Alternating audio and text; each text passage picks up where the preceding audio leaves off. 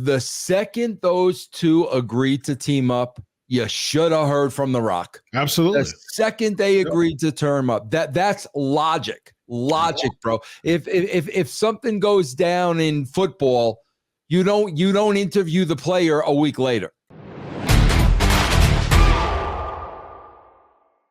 Let's talk about how you would book The Rock.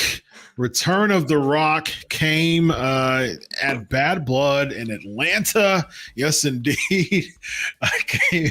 Came in Atlanta, GA, and there was a bunch of stuff that happened at the culmination, at the conclusion of the tag team match. You figured that since that was going to be the main event for the match and there was no world championship or no men's singles championship matches, and there were only 5 matches in the entire PLE, you'd imagine there had to be some type of big thing happen. Many rumors like, oh, well, The Rock's going to be in Georgia for the weekend. And so it happened. So here's the thing, Vince. It's been 6 months since we've really seen that climax of the weekend between Cody Rhodes finally finishing the story, winning the WWE Championship. You know, I talked about this on Pancakes and Power Slams, and I brought up this concept, and I'm interested in what you think about this.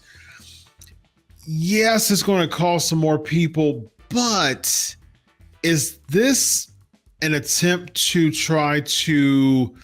Is this another attempt at lightning in a bottle, which usually don't happen twice? Like, where's kind of your scope of this overall, Vince? Chris, here's what I don't understand, because this is called writing for Russo, writing with Russo. So I'm strictly looking at this as a writer.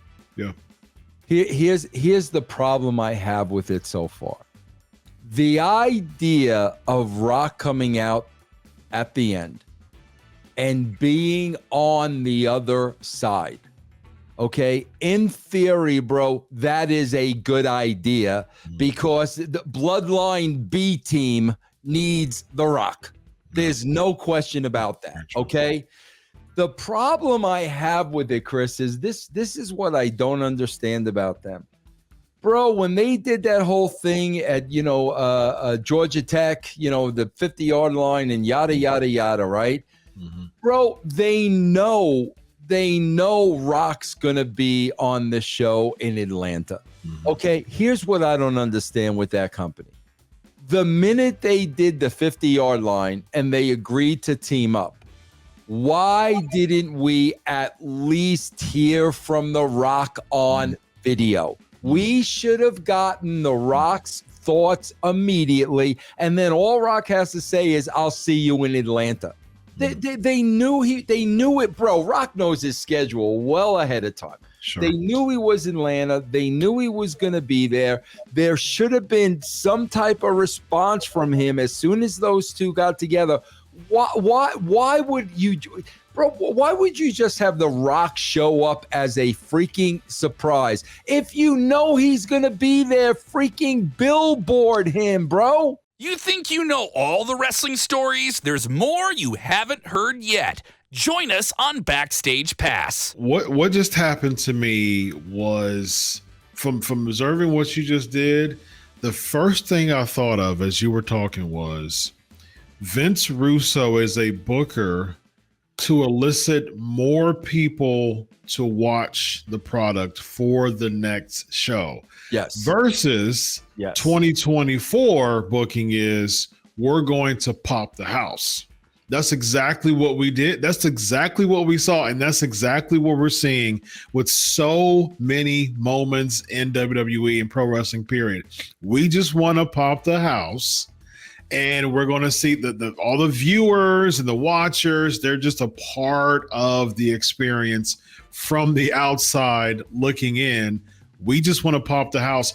What you just did was, you thought from a mindset of, we want to create that buzz for the next show. We want to bring in more people for the next show, which is a very traditional way of booking, because that's what it should be. If you had that teaser there, theoretically, that's going to cause more people to want to come and watch and things like that. But if you're just booking the pop the house, Vince, I think that's the disconnect that you see with the WWE. Yeah. You don't think that way. You don't book the pop the house. You book to cause cliffhangers, to cause Easter eggs, to cause riveting television. That's how you book. And I definitely saw a distinction there between you and 2024 WWE. And bro, I also book logically.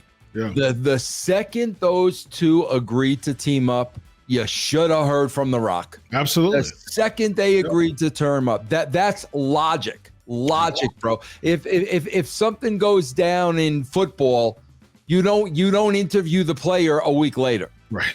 Okay. So immediately we should have got his response to that. Yeah. I Like even if he just said, you know what, man, I know all about AI and trick photography, and I'm gonna check it off to that really didn't take place. That was all, smoke and mirrors. I'm gonna show up in Atlanta. I'm gonna see for myself. Bro, that's why I sit here and I'm like, bro, I don't understand. I don't get it, bro. They're not looking to book to elicit new viewers, man. Because even from a Rock perspective, that would get more people to buy Peacock. Because you're bringing in those old school fans back, like, okay, I heard The Rock's going to be on the next WWE show. What's Peacock? $6, $10? Okay, yeah, I'll see what happens.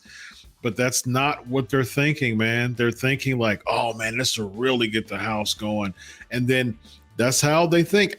I see it, you see it. They pop the house, they go straight to the socials. And that's what they're looking for. That's kind of like their badge of honor, man. That's kind of like their attaboy when it comes to their booking philosophy now. And I'm with you, man. I think you I think you said it very well. Book logically and book to create suspense for the next show. That's not what WWE does, man. Yep.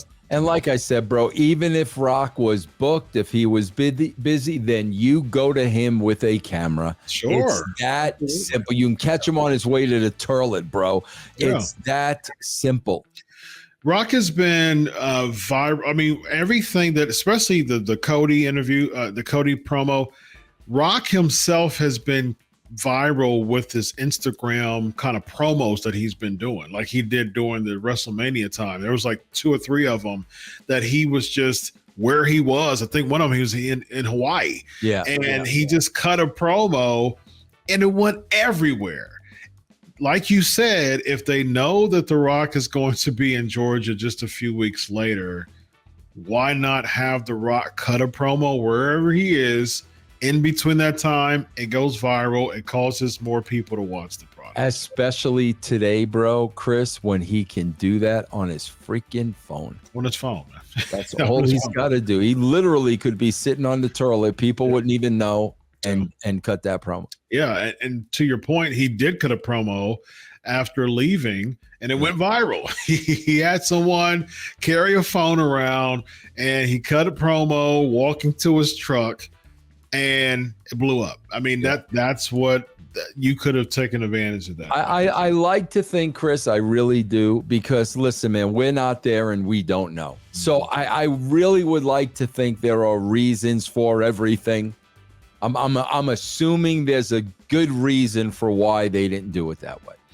Yeah, but we can see based on the data that we already have is that the payoff isn't the history of payoffs isn't very good. So, I mean, case in point, the past 6 months of Cody Rhodes being WWE champion, there's been zero payoff with that. It's just been a bunch of feuds that's thrown to him for the most part, and it hasn't hasn't created an uptick in viewership. It hasn't created an uptick in just suspense and excitement when it comes to the WWE championship.